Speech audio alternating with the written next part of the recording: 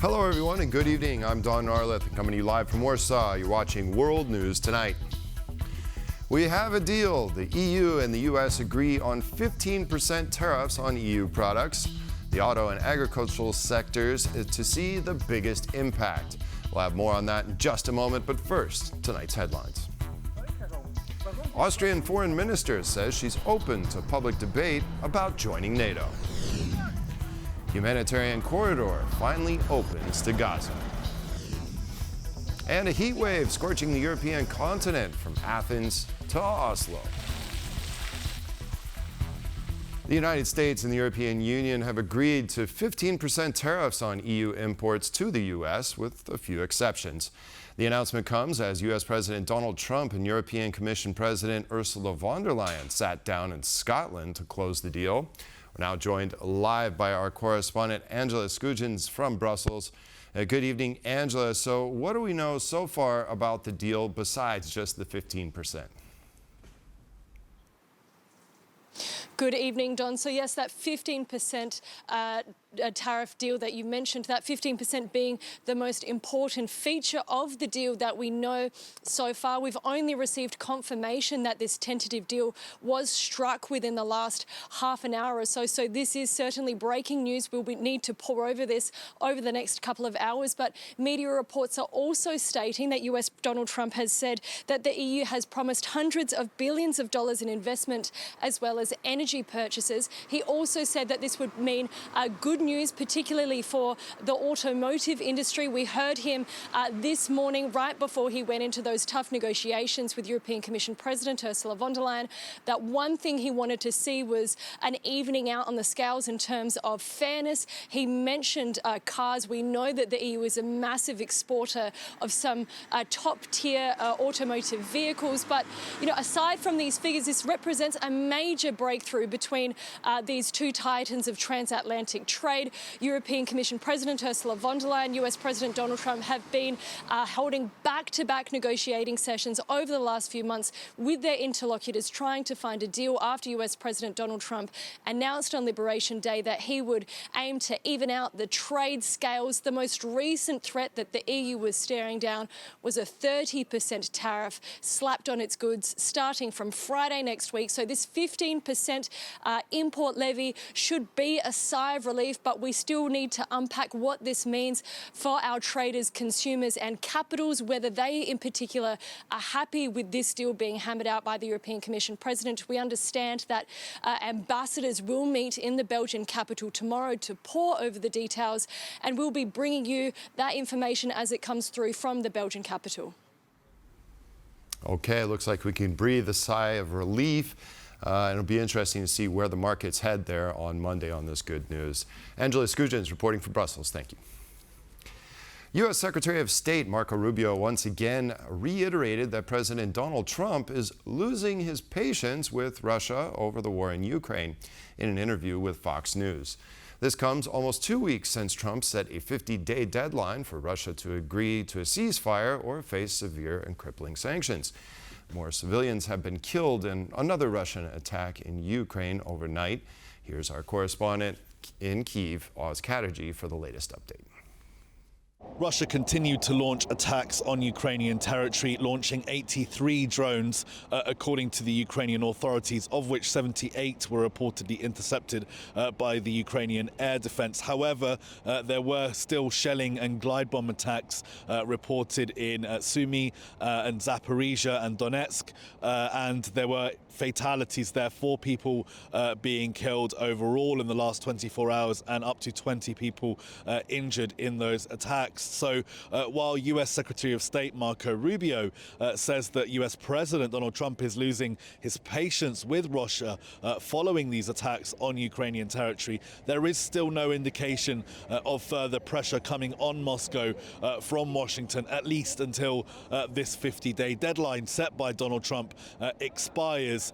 Now, on the European front, the Ukrainian President Volodymyr Zelensky has spoken with Ursula von der Leyen regarding the anti-corruption legislation that passed last week and is expected to pass through the Ukrainian parliament next week, which would restore independence to those anti-corruption bodies that had their independence stripped last week. This is something that the Europeans were very unhappy about, and both Ursula von der Leyen and Zelensky have released statements following those messages, with Ursula von der Leyen making sure that there was no signs of an ongoing rift between Brussels and Kyiv, saying that they had a good conversation, and she praised Ukraine's steps towards European integration so far, but that said that Ukraine must continue to build on those steps and preserve the independence of anti-corruption bodies. Zelensky, for his part, thanked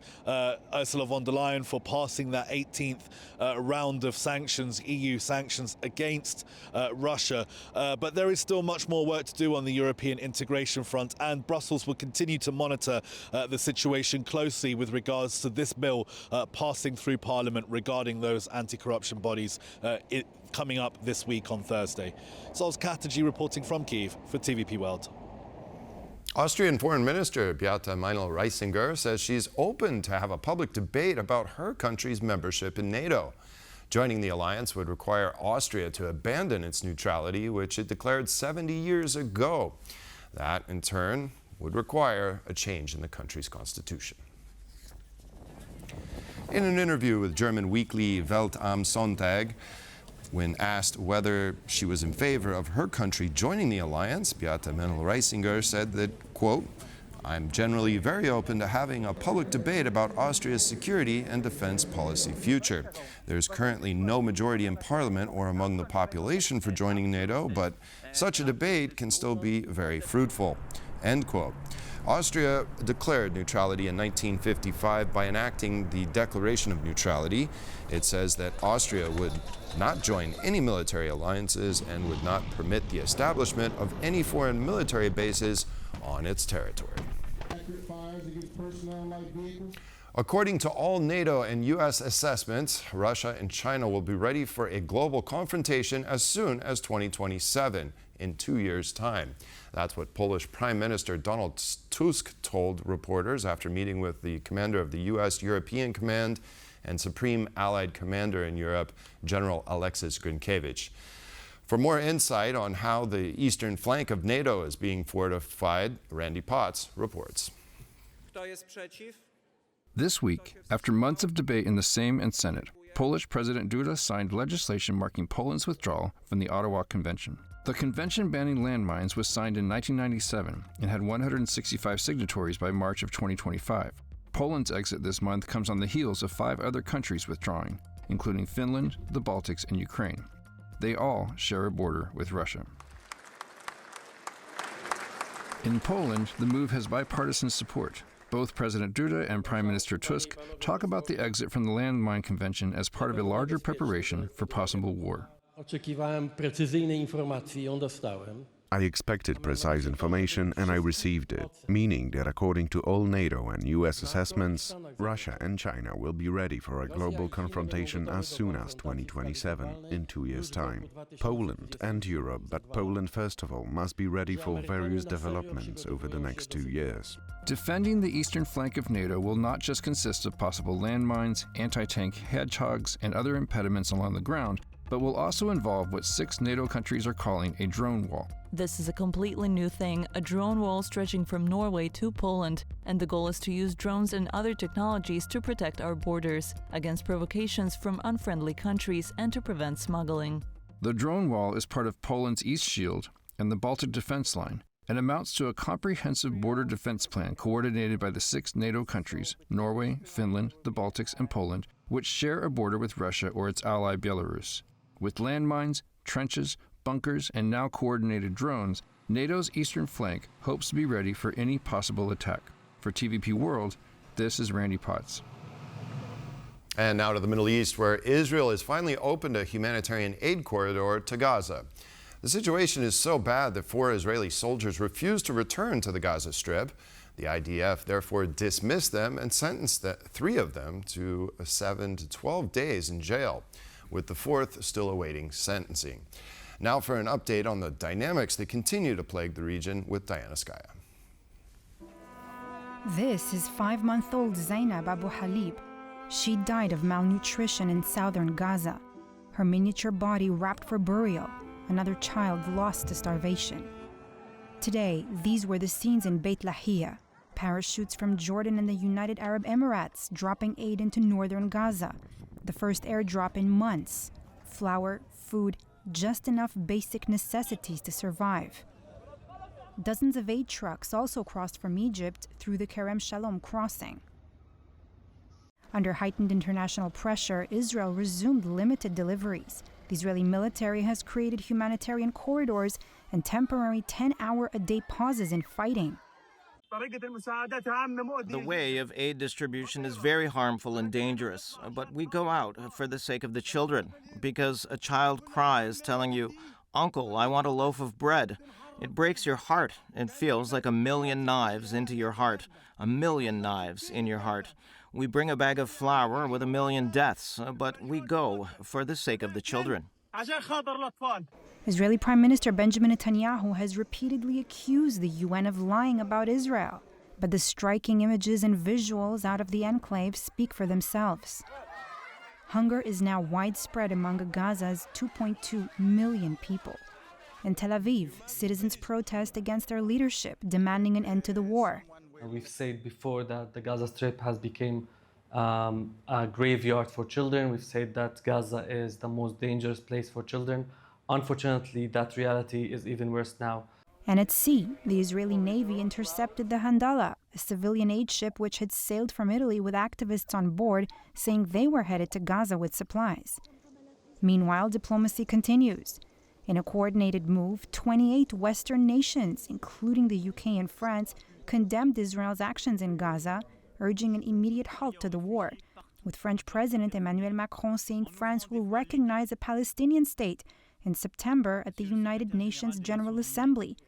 And on the sidelines, U.S. President Donald Trump is expected to meet the UK's Prime Minister, Keir Starmer, on Monday, with Gaza at the top of their agenda. For TVP World, I'm Diana Skaya.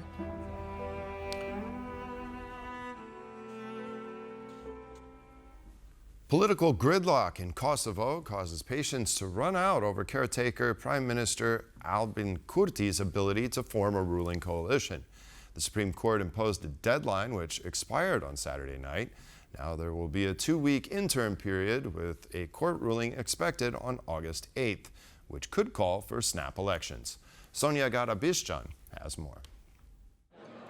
Not even the 54th nor the 55th time were the charm for Kosovo.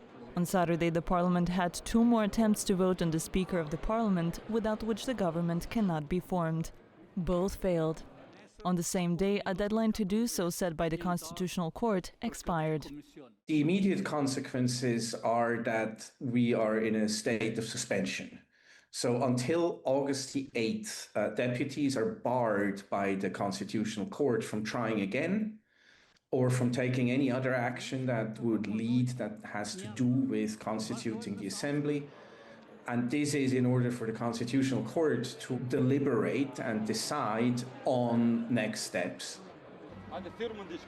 The public did not hide their dissatisfaction about the political deadlock, with one lawyer's displays of discontent ranging from this: This protest shows first the stubbornness of how those politicians are treating us like we're donkeys, to this. With this symbolic act, I'm trying to show that MPs have gone too far. This is too much. After a few failed tries to have their candidate for speaker elected, Vetevendosje, Kosovo's acting government party, tried to form a committee to hold a secret ballot in May. But the opposition was not in favor. The deadlock has resulted in some MPs serving as acting ministers.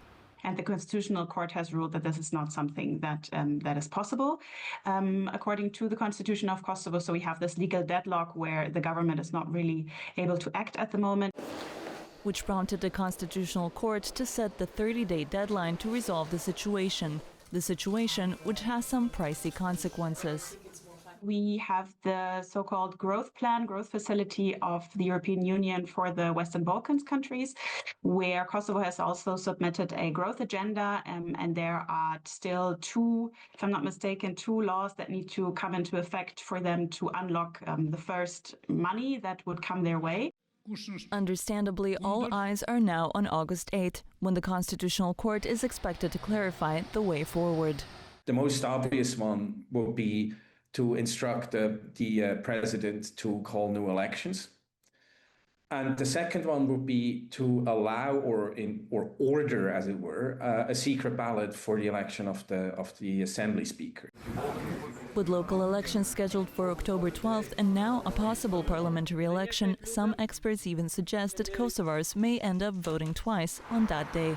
For TVP World, I'm Sonia Gatabiszczan. Not everyone can see the sea, but they certainly can experience it. That's the idea behind a special cruise of the Zawisza Czarny and its initiator, who's a blind Polish singer and guitarist, Ramon Roczen. For 19 years running, he's been taking those who are blind to experience what life is like at sea. Agata Dura shows us what it looks like.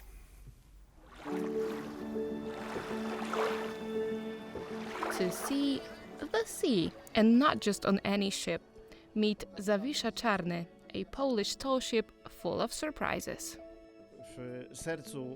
We are at the heart of the ship. It has an engine from a U-boat built in 1940, 390 horsepower, 6 cylinders, the only working machine of its kind in the world. All of this is to let those who can't fully experience the sea come as close to it as possible. It's a one-of-a-kind initiative with a 34-person crew made up of both sighted and blind sailors. We learn to function as crew members on the same terms as everyone else. We get to know every aspect of life on board. We steer using a system with an audio-equipped helm. A voice from a speaker, or rather from the headphones we're connected to, reads out the exact coordinates for us. The cruise lasts 10 days and has a lot to teach. Such voyages show that blind people can truly do 99% of the same things as sighted people, and that they have nothing to be ashamed of and nothing to be afraid of. They too see the sea, but in a completely different way. They don't look at it with their eyes. Instead, they experience it through the smell of the air, the wind on their faces, the touch of the ropes, the silence, and the flapping of the sails. Meet Romuald Roczen, known also as Roman Roczen, a Polish blind singer and guitarist. His repertoire mainly consists of sea shanties. The cruise was his idea. He initiated the project 19 years ago. He had always dreamed of sailing at sea. For a long time, no one wanted to take him, and when he finally did get the chance, he just wandered aimlessly around the deck with nothing to do. Everyone saw him as poor, blind Roman. That was when he came up with the idea to invite other blind people on board a tall ship and show them what life at sea is really like. Seeing is believing, as they say, but in this case, believing is seeing. For TVP World, I'm Agata Dura.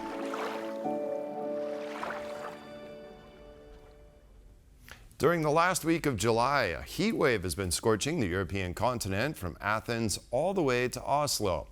Historic landmarks, usually swarmed by groups of tourists, were shuttered. Hungry flames are taking a toll on crops, and tornadoes and giant hailstorms are sweeping across France and Germany. Here's more on the weather anomalies taking place across Europe. As the heat scorches the land, Kosovo, Serbia, and Bulgaria are all enduring raging wildfires. Even as far north as Norway, local hospitals have been rushing to provide portable air conditioning units in an effort to keep at-risk patients safe. The heat waves across Europe could potentially slow economic growth by 0.5 percentage point. According to a report by Alliance, an insurance and asset management company, every day with temperatures above 32 degrees Celsius is comparable to half a day of labor strikes. Such a heat wave should not be underestimated. We all need to actively protect ourselves, avoid hot places in the city, drink enough, and above all, care for people who are not able to protect themselves. The heat this July is so severe that Greece has been forced to close the Acropolis several times. Oven-ready temperatures might be roiling the continent, but Europeans have not forgotten the animals. As smaller creatures seek out bird baths and fountains, zookeepers are delivering enormous blocks of ice to the polar bears. Some of the largest animals in Europe are getting even more hands-on attention. This is the case at the Sofia City Zoo in Bulgaria, where zookeepers are using hoses to spray down some of the larger creatures. Two gorgeous elephants, Louisa, aged 51, and Frozia, 45, seem to be enjoying their regular showers, and Chico, the 38-year-old rhino, might even miss his July baths once winter returns.